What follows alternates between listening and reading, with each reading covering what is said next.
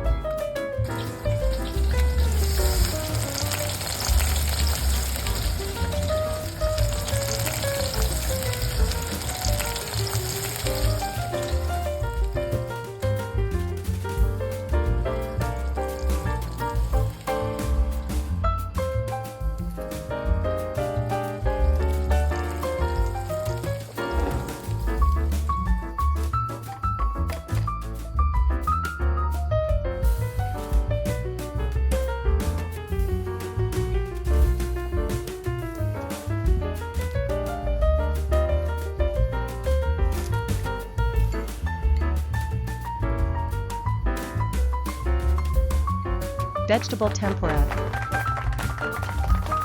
This is a crispy and incredibly delicious tempura. It's so easy, why don't you try making it too? Wow! Thank you very much for your watching.